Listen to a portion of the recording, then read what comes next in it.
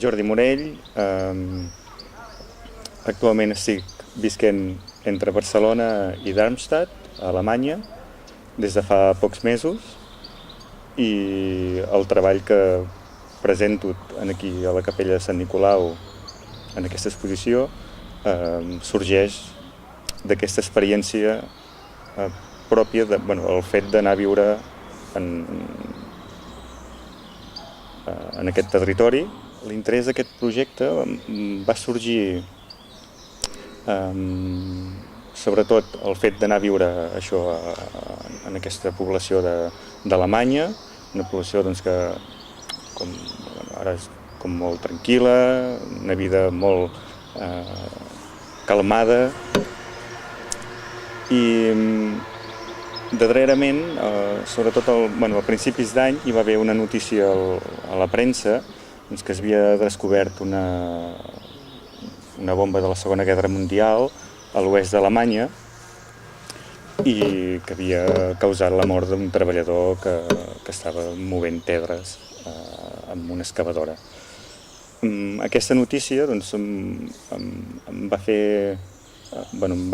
cridar l'interès perquè ja des de fa temps m'interessa bastant tot el tema això per una part el record, la memòria, i per l'altra banda tot el tema del territori, com el que s'amaga en ell.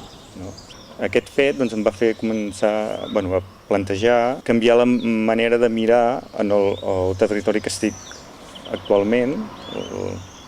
La ciutat de Darmstadt va ser completament destruïda pels bombardejos dels aliats al final de la Segona Guerra Mundial, i mentre avui en dia els nens estan jugant en un parc, m'emociona pensar que tota aquella zona havia estat completament destruïda. Les peces són dues obres que estan compostes per imatge i text. Hi ha dos tipus diferents de text, un que és com molt descriptiu del lloc on es va fer la fotografia i la data, i per l'altra banda és com una mena de confessió, però al final el text s'ha anat polint. En el mateix text també em qüestiono, em faig preguntes sobre el fet d'anar a visitar la zona on és feta la fotografia, el fet de fer aquest tipus de fotografies o d'unes fotografies que són una tipologia bastant comuna a les darreres dècades, i que a vegades tot es va confonent. I potser utilitzar l'estratègia del dubte de com de representar-ho, com és una manera de representar-ho. La meva proposta és incompleta, perquè hi havia plantejat una altra peça, però per qüestions logístiques no ha estat possible. El títol de la peça era Forat amb negre carbó, o sigui, la meva intervenció, que era in situ a l'espai expositiu, era aixecar una llosa del Tebre, de l'espai expositiu, i emplenar el forat amb pigment negre. També és com... jugo bastant també amb les paradoxes.